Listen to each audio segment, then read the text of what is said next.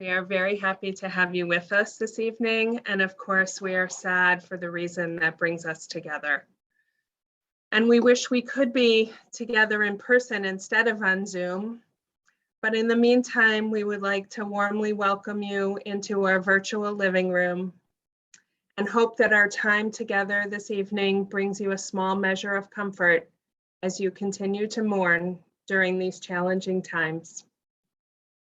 My name is Diane Halivni. I'm the coordinator of community education at Jcfs Chicago, and I will serve as our host. We want to extend our heartfelt appreciation to Scott Bauer and the board of the Lauri S. Bauer Foundation for Sudden Loss for their generous support of this program. The foundation was established by Lauri's friends and family in her honor to give help, healing, and hope to the children and families that have suffered a sudden loss or crisis. Thank you very much for helping us to support all those who are grieving. Now let us do a quick review of our plan for the evening. We are grateful to our special presenters, Rabbi Joe Ozareski, Jennifer Weiner, and Lauri Garber Amram, who will share their meaningful remarks with us this evening. A quick note. I think it was Yitzhak Perlman who at one point in his career was on stage ready to play a magnificent symphony with a big orchestra, and all of a sudden one of his violin strings broke. And nobody knew what to do. Did they bring him a new violin? He always had to play on his Stradivarius. Should they cancel the program and just not let it go on? So what happened? Our beloved Yitzhak Perlman found a way to play the symphony on 3 strings.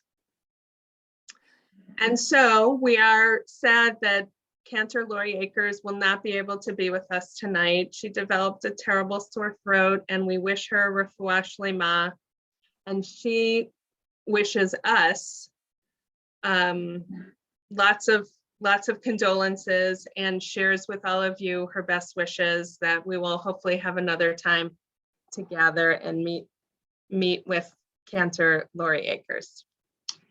And we still have a wonderful 3-string program with Rabbi Joe sharing a Torah, hearing from our wonderful friend, Jennifer Weiner, to share her reflections of her grief journey, and hear from Lauri Garber Amram on the manifestations of grief and what we can do to be aware of our own journey and bring more comfort and healing to all of us tonight. We'll close our program talking about a special Misha Bara.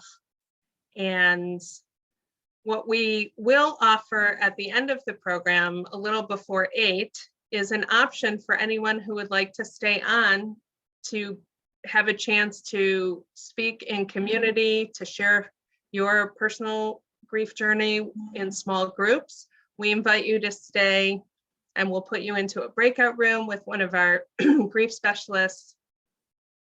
And if that's not what you're feeling tonight, we will bid you adieu at that point, and you can look for our email follow-up with lots more information.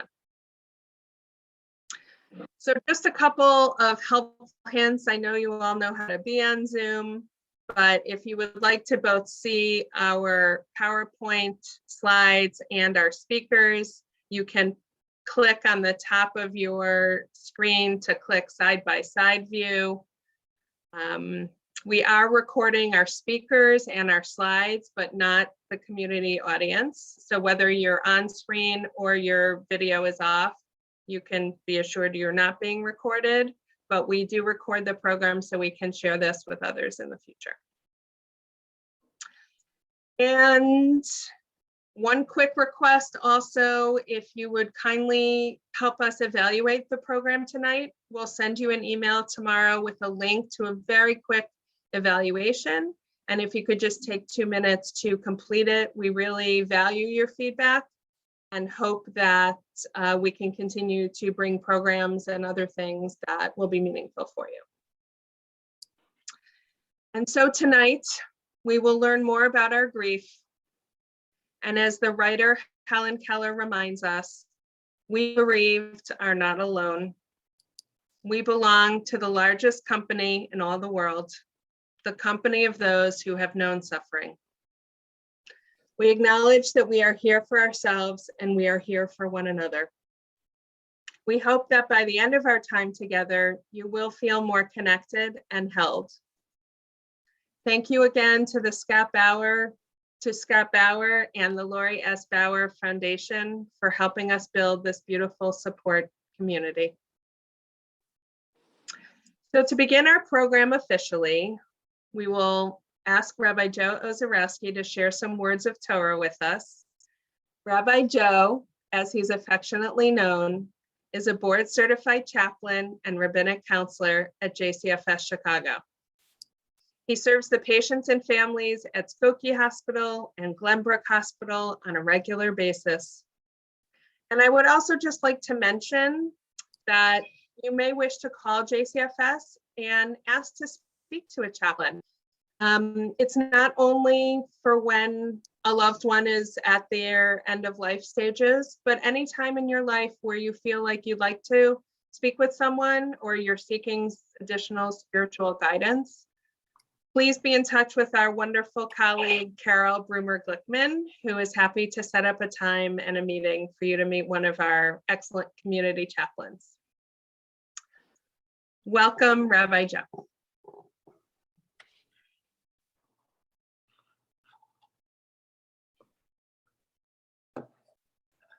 I'm so sorry, Rabbi. We can't hear you. Okay. Now Thank you very much, Diane.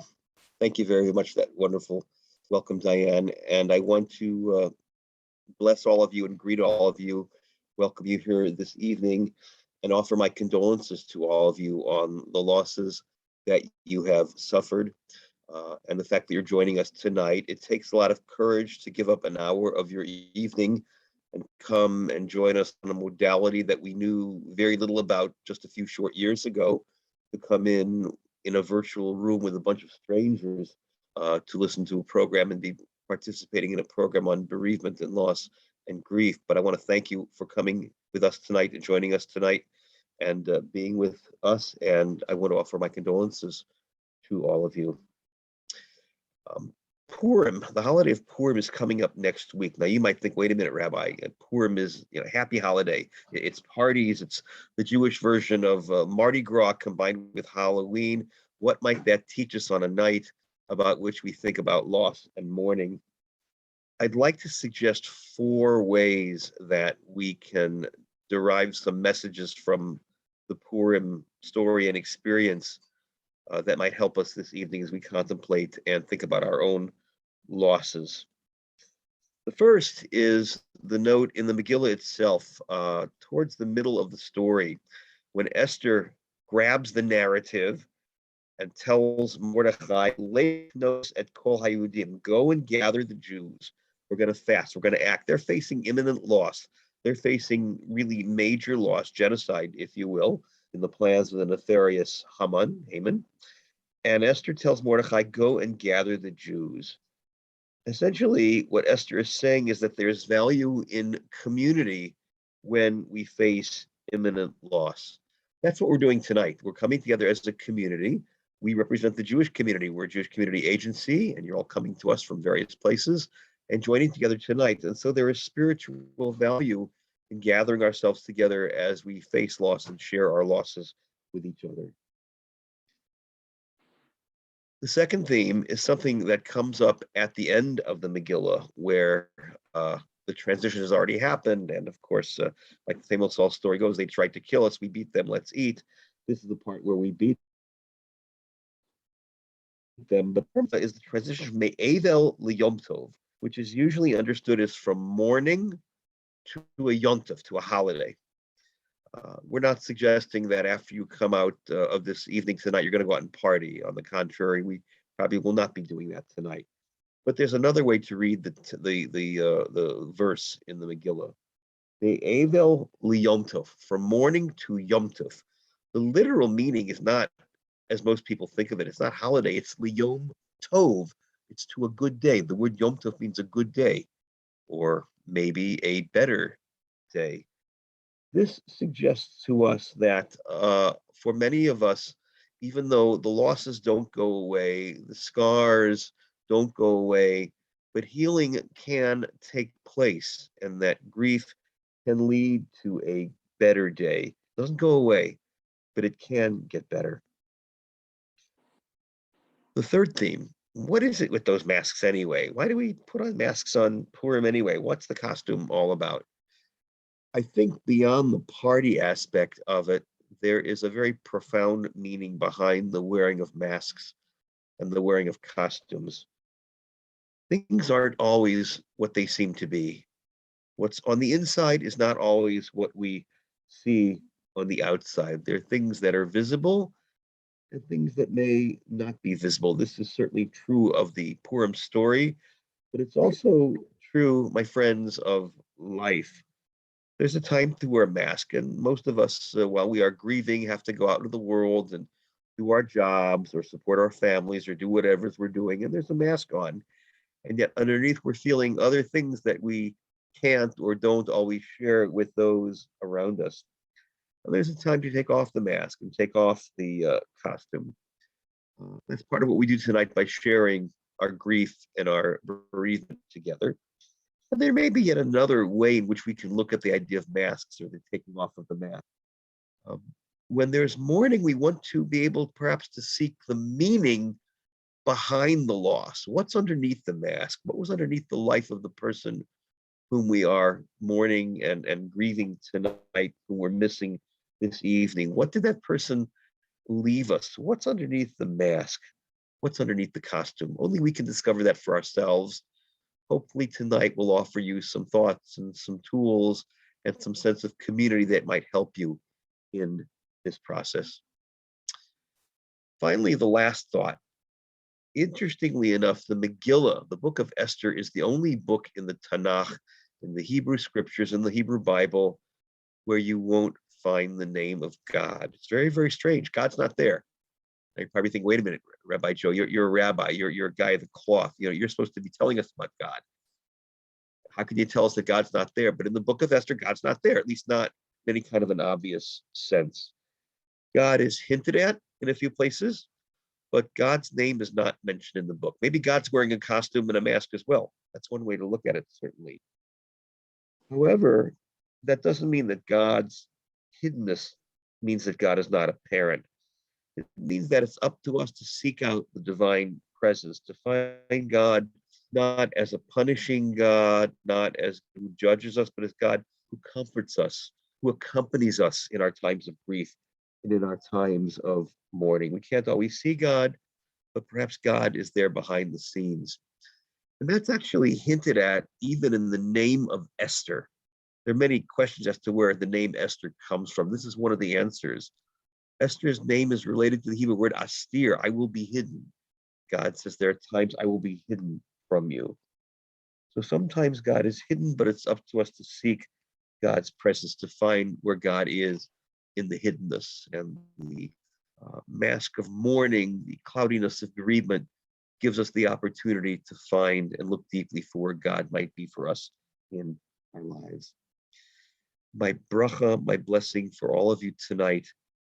May you all use this evening to find strength and comfort, to put one foot in front of the other as we continue on our journeys through grief and continuing through life. And now it is my honor and pleasure to introduce our next speaker. Jennifer Weiner is a retired TV news producer, originally from San Diego, but technically she's a stay-at-home mom, although you'll rarely find her sitting still. She's the mother of 2 boys and a wife to her college sweetheart, Aaron, and she spends her spare time volunteering.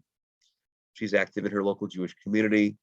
She serves as an advisor for the Naperville BBYO chapter, and she's also vice president of membership at Congregation Beth Shalom in Naperville. She also teaches kindergarten Sunday school and is on the Wabanzi High School PTA board. And in her spare time, it doesn't sound like she has that much of it, but in her spare time, Jen is also a professional traveler and creative maven, indulging in scrapbooking, painting, and jewelry making.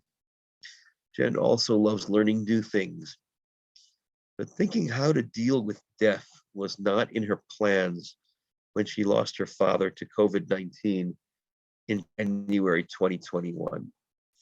We are so grateful to her for being with us all this evening and for being able to share her journey of grief and the lessons that she had learned along the way. Thank you, Jennifer. Thank you, Rabbi. Well, I have to admit, I was a bit surprised when Jcfs asked me to come and speak at tonight's program, because I'm not a celebrity or a paid professional. I'm just like you. I lost someone I love dearly, and I came to this group to help find some answers and support.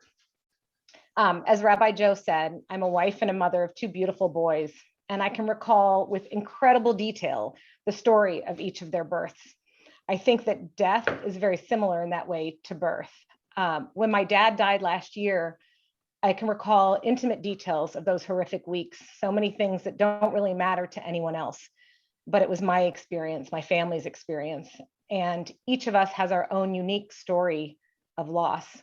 And like every great story, it must be told. So here is my story. My dad, Dr. Michael John Shack, of blessed memory, was born December 6, 1943 in London, England. When he was 9 years old, he and his sister, my auntie Brenda Rogers of blessed memory, came with my grandparents to America. His British culture permeated his life and mine. He met my mom in Baltimore when she was in nursing school. An immigrant family searching for a better life in America, my dad's story is truly what American dreams are made of. He became a doctor, opened up a neurology practice in San Diego, and raised three girls, myself, Julie, and Danielle. Daddy's biggest joy, however, were the five grandchildren, Jacob, Matthew, Logan, Brody, and Aaliyah. Family was everything to Daddy. He was generous and kind, both as a professional, but also as a husband and a father, doing whatever he could to make sure our lives were good. January 15th, 2021, my life forever changed when COVID killed my father. I could go on into details about how we got it, how I essentially left my family here in Aurora and moved to San Diego for 5 weeks to help mom recover, and then to help her plan a funeral. But after a year of grieving, I have learned it's more important to share how I've moved forward rather than focusing on the virus that killed him. In the beginning, Daddy's death was all consuming, and I feared the heartache would never go away. When he went into the hospital, we spent a lot of time waiting. Dealing with a COVID patient, there are so many small victories and major upsets. We waited while keeping faith that everything will be okay. It was an emotional roller coaster, to say the least. My sister, Danielle, and I painted rocks we found on the beach, and it helped us pass the time. I have a couple. This is my show and tell. Here's some of my rocks. It almost became a meditative ritual for us. When I came home from San Diego, my suitcase was overloaded with these stones. I continued my painting ritual, and I even taught a class at my synagogue on how to do this. It's called mandala painting. I'm a journalist by trade. I research. That's how I deal with stuff. If I could understand death, I could control the grieving process. So after Daddy died, I tried to find all the answers. What was I supposed to do? How could I find ways to help me cope? What were the Jewish customs that could help the process? My rabbi referred me to Rabbi Joe. Between Rabbi Joe and my own wonderful therapist, I had a guide. It wasn't easy. They couldn't provide all the answers, but even if I got a nugget of information from them, it was useful. It helped. When I struggled, not having my dad there to offer advice on some matter, Rabbi Joe asked me, "Well, Jen, what advice would your dad give you?" When I felt the anxiety was too much and the Xanax didn't help, Dr. Shirley reassured me I wouldn't become a desperate housewife addicted to drugs. She was watching me. I bought a bunch of books, more books than you can imagine, to help me learn how to grieve. Much like the parenting books that lined my bookshelves when the kids were born, I never read them. The answer for me was not in a book. I took lots of walks and talks with friends. Sometimes I felt disconnected from my kids and husband. With my family, I acted as if life was returning to normal, but on the inside, I was broken. I didn't think I would ever return to who I was before Daddy died. I'm better emotionally now, but I will never be the same. I flew to San Diego a lot. We went home for Passover, our first holiday without our patriarch. Daddy loved Passover as it involved ritual food and family, unlike any other Jewish holiday. As the oldest kid, I felt it was my personal responsibility to keep our family connected Jewishly. I'd also felt I had to do something special at our first Seder without him. I printed out photos of each family member with Daddy and placed it around the table. There were a lot of tears at that Seder. His presence was greatly missed, but we survived. Jewish rituals are rituals for a reason.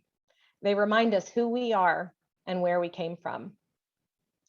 I got the idea of the pictures at Passover from a Jcfs program. I attended their monthly support group gatherings on Zoom. I didn't know, again, if I would get anything from them, but I opened myself up to listening and sharing. I invited Mom to participate. At times, members would get real emotional sharing their stories. Mom worried with me that something was wrong with her if she didn't get overly emotional. And that's when I learned we all grieve in our own way. Cry, don't cry. It doesn't matter. Just be true to yourself and your emotions. They're yours, because if you hide them, they will manifest in other ways. I leaned on my sisters and mother more than ever. I talk with Mom every single day. Daddy's death brought me closer to her in a way I never could have imagined. I feel committed, like him, to take care of her. Each of us is dealing with the loss differently, but we are getting through this together. There have been fights with my sisters, but the love always brings us back together. They understand better than anyone else. I've gotten through this with random hugs from my boys and husband. Explain to them that I'm sad on the inside. I think they get it. Even if they don't, they're showing love and respect, and that's all I've asked from them. I turn to Jewish rituals. We are so blessed to be born Jewish and to have a guide for grief, not answers, but a guide. Sitting Shiva for a week helped, especially as we listened to stories from people who knew my father over the years. It inspired me to put together a video of these stories. The grandkids would have something to watch and remember their Zeta by. Saying Kaddish with my community brought comfort, especially once we were able to be in person again.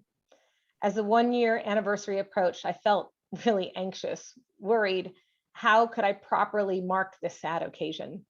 My sister planned an Instagram-worthy photo safari in San Diego. You know, you go around the town of really cool, unusual places. One of the spots we went to was this bridge, a suspension bridge by Balboa Park. And it's kind of ironic because my dad would have hated it. He was afraid of heights, but being on that bridge and thinking about him reminded us of him, and that's all that mattered.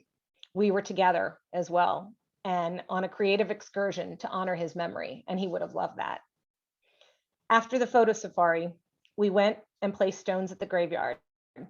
At home, we lit the yahrzeit candle. It felt like we honored him in the Jewish traditions that were so important to Daddy. The Jewish ritual of mourning for a year, it makes sense. Something changed at the year mark, knowing we had all survived the year of firsts.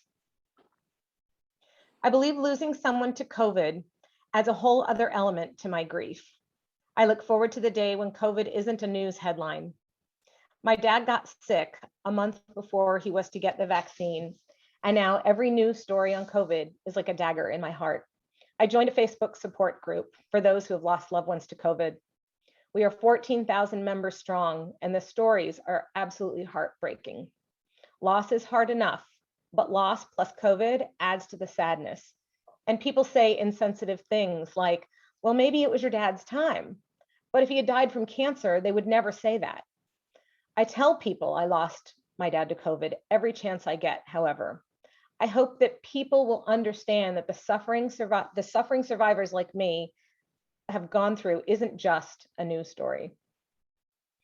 I also like to talk about Daddy to keep him present in my life. When I was 2, I had an older sister who died of TX. My mom says I used to tell strangers in the grocery store about this tragedy. For me, it helps to process things with other people, even if they are strangers in the supermarket. I guess that's why I said yes when Jcfs asked me to present tonight. Writing my story and sharing what I have learned is part of my grief process. Tonight's event gave me an excuse to ask myself, what have I learned this last year? 2 weeks ago, I was staffing the BBYO International Convention in Baltimore. They had a tribute video for those lost to COVID. The last shot on the screen read, "There will be life after COVID." I sat on the floor and wept. The pain will never go away. I'm just learning to live with it, and that sucks. My grief journey doesn't have an ending. It's just that I'm in a better place to talk about what I've gone through. I'm able to reflect on things that have helped me accept my new reality. I have learned that there are no answers. I am learning to live without my dad. Thank you.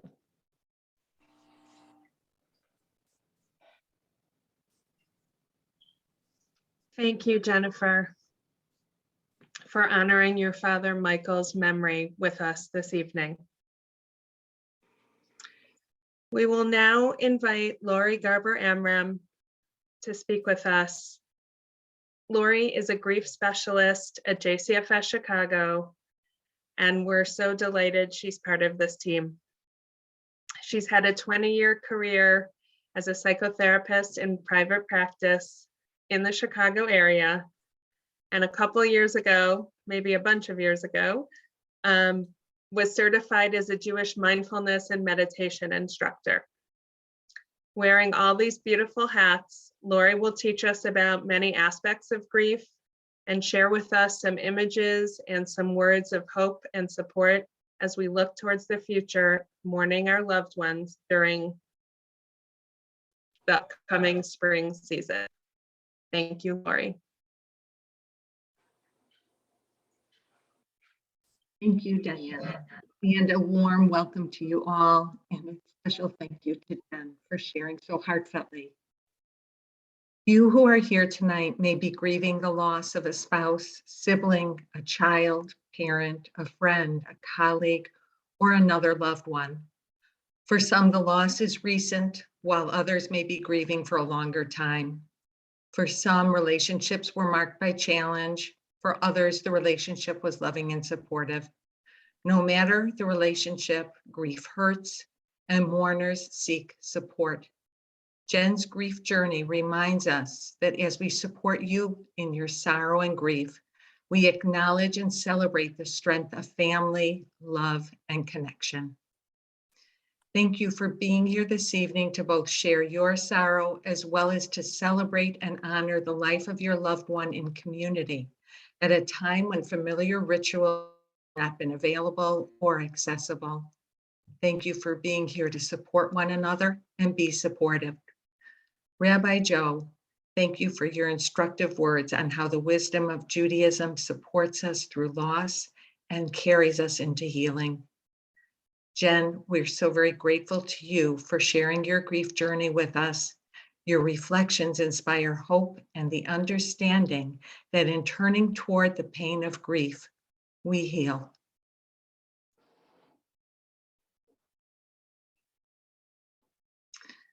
We meet this evening at a time when hope can feel elusive. You may feel worn after 2 years of adapting to and coping with the pandemic that changed the fabric of daily life and left you feeling isolated in your grief. Tonight, we meet as a community in transition. We are emerging from the heavy cold and darkness of the winter months, moving from dark toward light, from cold to warmth, from fear to courage. We seek healing and wholeness when our hearts are breaking and full of sadness.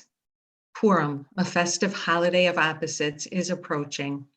We will celebrate the deliverance of the Jewish people from imminent doom at the hands of their enemies and move from despair, fear, and exile to happiness, courage, and redemption.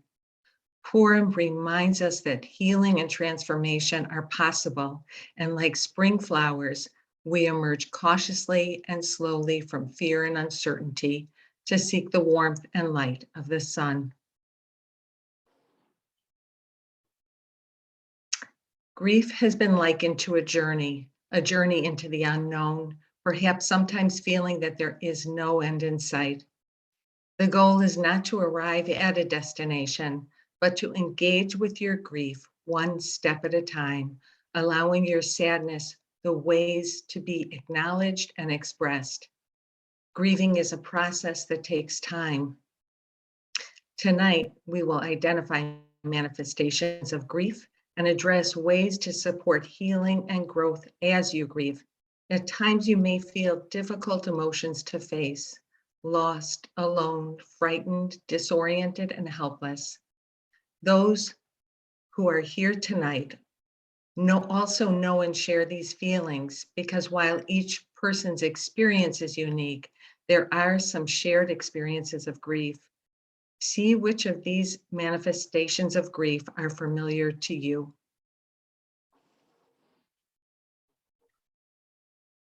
No two people are likely to experience grief in the same way. Grief touches your thoughts, feelings, and bodily functions. Grief is sometimes described as coming in waves that vary in intensity and frequency. Early on, when the grief is raw, the waves are intense and unpredictable. Over time, they diminish in intensity and frequency. Notice the range of physical and behavioral ways that grief may manifest, and this list is by no means complete.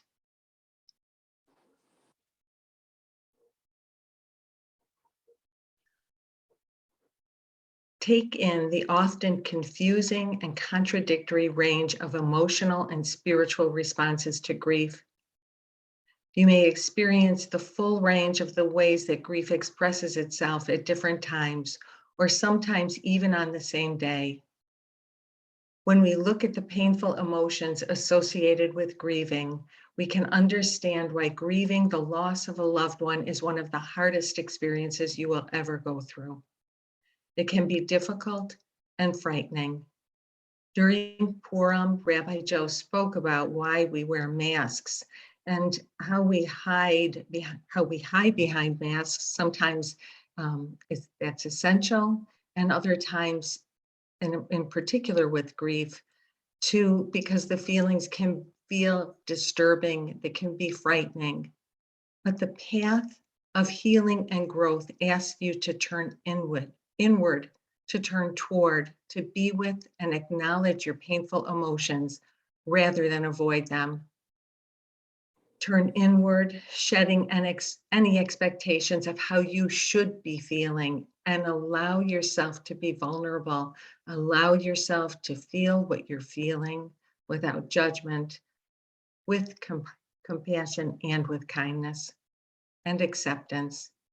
And then reach out to ask for what you need. You may find that you want assistance in this process, and know that there are resources here at Jcfs, including groups, programs, and counseling to support you. Let's touch upon each of the 10 landmarks of the healing journey as identified by grief educator and author, Dr. Alan Wolfelt. Acknowledging the death of the person you love.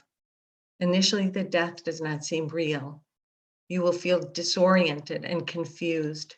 It is hard to make sense of this new reality, life without your loved one. Accepting the pain as an inevitable response to the loss of someone you love. Your emotions, though, will help you heal your broken heart. Feel them, listen to them, let them help you move forward and accept your life will be different. You will be different. Just as spring flowers emerge from the deep darkness to feel the warmth of the sun, so will you. Understanding that what you are feeling is what others who experience loss may feel, and that your experience and healing journey are unique to you and your relationship with the deceased. Expressing your feelings is essential to healing. Grief is an internal experience that seeks expression through the mourning process. The expression of grief, whether written, spoken, painted, as Jen talked about, or physical, is the painful and healing movement of grief. Find ways to journal your feelings, speak your feelings, move with your feelings, draw your feelings, and rest with your feelings. How you share and express yourself is for you to determine. There is no right or wrong way to grieve. As you work through your emotions, hold on to the love and positive memories. Death is the end of a life, not the end of your relationship. Recognizing that the range of confusing, contradictory emotions of grief that can make you feel that you're losing your mind and that you will never recover. Understand that this is part of the grieving process and that you can make your way through. Caring for yourself, beginning with yourself by asking throughout the day, what do I need right now? Sometimes the answer will surprise you. Sometimes you may need to push yourself to call someone, take a walk, or set some doable goals. Other times you may need to give yourself permission to do less or rest more. Rethinking life without your loved one. What has changed? We know ourselves by our roles and relationships we have as parent, spouse, friend, son, or daughter. Each is an essential part of our identity. The death of someone close to you changes an important way, a fundamental way sometimes, that you see yourself, and you will grapple with reorganizing yourself internally to accommodate the change. Reaching in and reaching out for support. Identify who's in your circle of support, beginning with your friend, with yourself. Become your own best friend.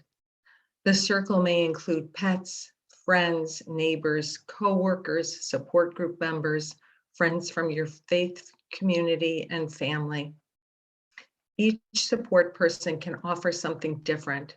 Some friends you can cry with, others walk with, others share a meal with. A pet will remind you that you are needed and offer unconditional love and companionship. Who and what is in your circle of support? Do you need additional support through participation in a group and/or a mental health professional? The care you invest in yourself now will help you carry your loved one's memory and legacy forward in meaningful ways. Reconciling that grief is a part of life and does not go away. You will carry grief with you, making space to accommodate your loss, not while moving on from grief, but rather while moving forward with grief to re-engage with life. Remembering your loved one. How will you remember your loved one? On the path through grief, you will find different ways to be in relationship with your loved one. I see the plaques dedicated to beloveds on the benches, sidewalks, and bases of tree trunks in the park near my home. Scott Bauer supports our programming to honor his wife, Lauri. What is meaningful to you and your loved one? According to Rabbi Shapira, a Polish rabbi and founder of the Hasidic movement who perished in the Holocaust, we are obligated to rejoice on Purim, not only if we are happy and it is easy to feel joy. On the contrary, even if you are in a low place and completely brokenhearted, body and spirit low, it's still an obligation to seek out whatever tiny spark of joy is possible and welcome that spark into the heart. Tonight, we are called to consider how to cultivate a spark of joy in our heavy hearts. How can you kindle a spark of the sweetness of joy? Can you see, feel, and cherish fleeting moments of beauty that life offers side by side with grief? Can you hold both the sadness and sweetness?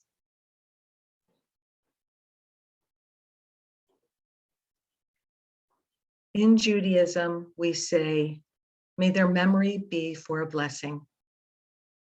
I invite you to bring your loved one's image to your mind's eye. You might close your eyes gently, and this will be maybe a meditation of a minute or two. So if you feel comfortable, close your eyes lightly and bring the loved one's image into your mind's eye. Just breathe comfortably and say their name quietly or silently to yourself. Consider the ways in which they have inspired and influenced you and the life you live. Can you recall a sweet memory? A memory that warms your heart with gratitude and brings a soft smile to the lips. Breathe into the warmth and allow the gratitude to grow and fill your chest.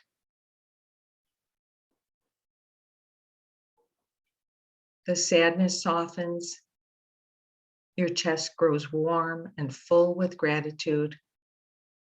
And here, you may allow yourself to feel the tiniest spark of joy, to feel with gratitude all that your loved one brought to your life. Your life and the light you bring to the world is the way that you continue to honor your loved one and all that they brought to you. May your loved one be the source of blessings that you bring through the life that you live, and may their memory be for a blessing. When you are ready, open your eyes and look at the others who have joined with you in community, in sacred sorrow, and walk through the unknown with you one step at a time. Silently thank one another for their support. This will be a challenging spring for many of us for a variety of reasons. Re-entry and reopenings invite a reemergence into life. We've all been impacted by the events of the past 24 months. But for those of you who are mourning a loss during the pandemic, those who are journeying with their grief, you may feel out of sync with others who anticipate the re-entry, the being unmasked everywhere with excitement, ready to leave the heaviness of the pandemic behind, planning get-togethers and other activities. Consider how you will prepare yourself and what extra support you may need. At the end of tonight's program, you will have the choice to stay on for another 15 minutes, 20 minutes, and meet in small groups for conversation with others, as well as to learn more about the programs we offer to further support you. A listing of resources will be sent out as well by email to all participants this evening.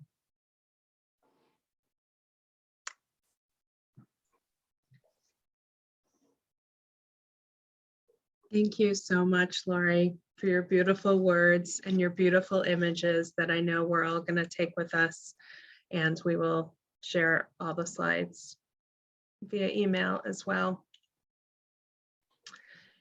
There have been some new traditions throughout COVID, people writing new prayers, creating meaningful rituals, that are unique to their family's legacy, their loved ones' hobbies, interests.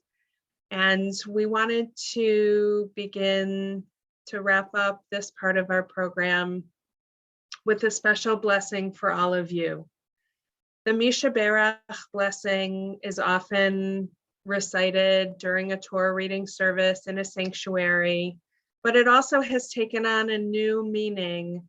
And our colleagues and friends at the Blue Dove Foundation have run some beautiful workshops, and you can view lots of resources and more ideas and ways to connect our emotional well-being with Judaism through our friends at the Blue Dove Foundation.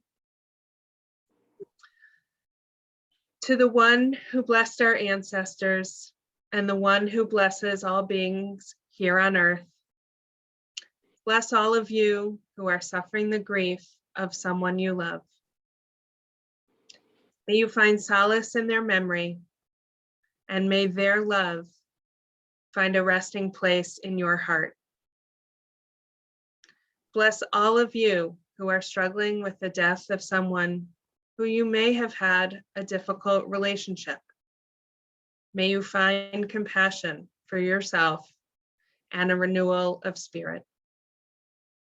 May you have patience and strength, as grief can come in waves throughout your life. May you find the courage to share your grief with others, no matter how many years have gone by. While you may be shattered by loss, you may also be healed by love from others. Sacred One, help all of us find ways to open our hearts to love and hope. Bless all of us who are grieving, for it is an honor to have lived. Make both life and death a blessing for us all. Amen.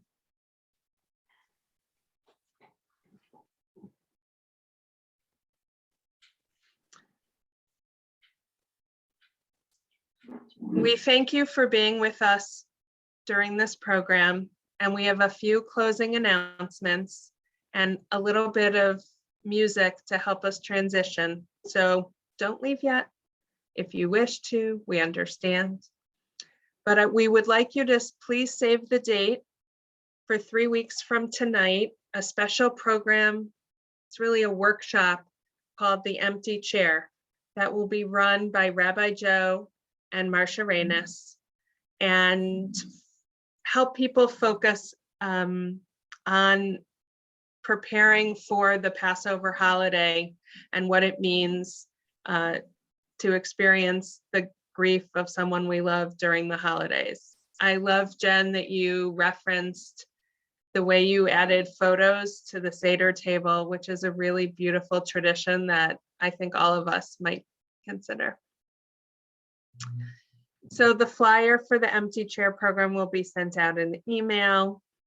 You'll also receive information about upcoming grief groups and our evaluation. And again, the work that we do is very important to us, and we value your feedback. So if you would please take a few minutes when we send out the evaluation to let us know what was meaningful to you, what you still might be interested in, any needs you may have going forward. So in just another minute, I'm going to toggle between two screens. We will invite you, whoever wishes, to join a breakout room. Marcia and Carol and Lauri will help facilitate some small group discussion. And there's something nice about, because part of this program is so frontal and we feel so far in a way, we want to bring us a little bit closer together and have you all have a chance to meet others if you wish, share a little bit more about your grief journey, and learn more about upcoming programs and offerings. We, of course, thank very deeply the Lauri S. Bauer Foundation for Sudden Loss for supporting this evening's program, and a heartfelt thank you and toda rabah to our esteemed presenters, Rabbi Joe Ozareski, Jennifer Weiner, and Lauri Garber Emram. We will close this part of our program with our blessings for you to take care of yourselves as you move through your grief journey, and know that JCFS staff are here for you to walk alongside you. You'll hear a little bit of music. I'm going to go to the other screen and put some breakout rooms. You're welcome to join us. I'll linger a little bit. And we wish you an evening of comfort and healing. Thank you for being with us.